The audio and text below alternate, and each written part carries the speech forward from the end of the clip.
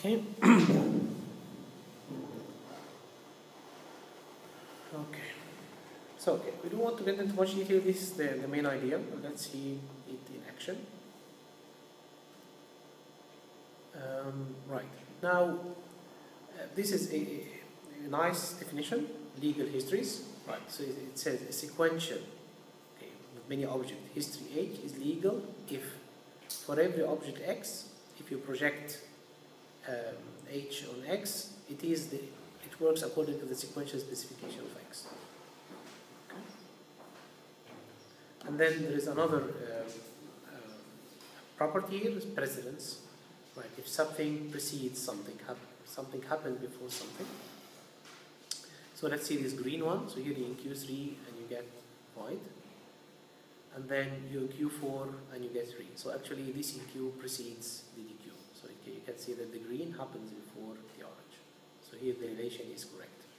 The EQ happened first and then the DQ happened next. You got this from the response. Okay, sometimes this does not hold. So as you can see there is overlap here. So here in Q3, in Q4, sorry, just lost the point.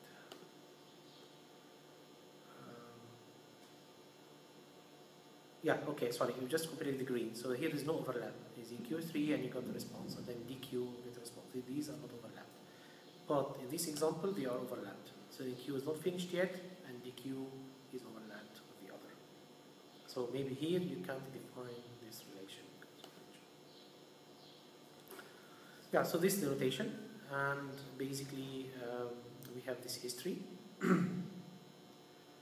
And then you can define the precedes like that. If it's like that, then you can say that this method invocation happens before or precedes M1.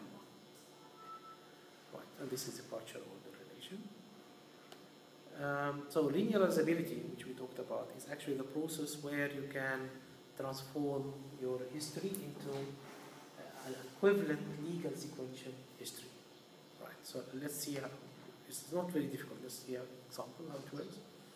So let's see about this history. Now you have two functions or method invocations, A and B, and then you have C. Right.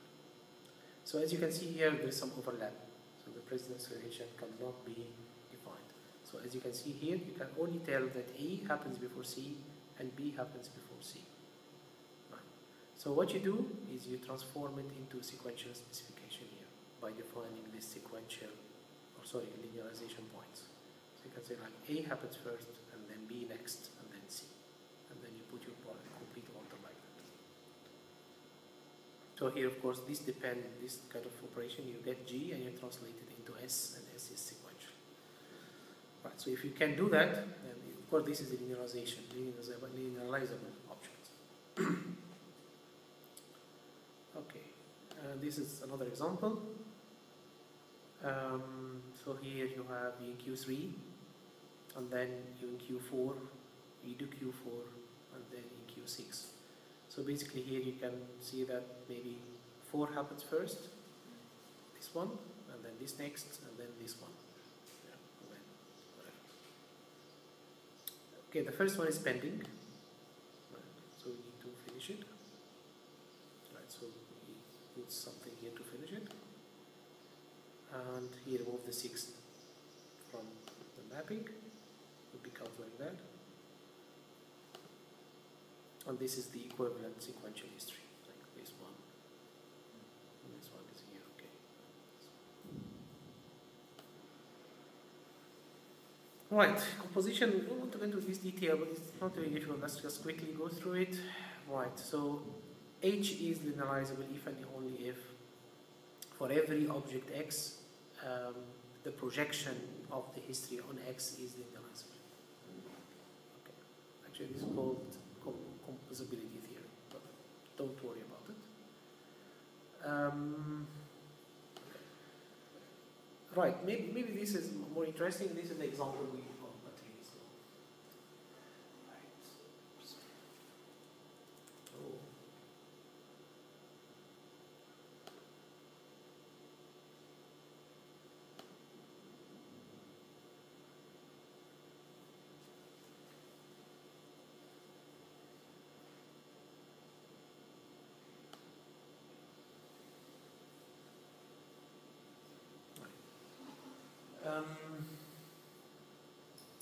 so actually this example is easy.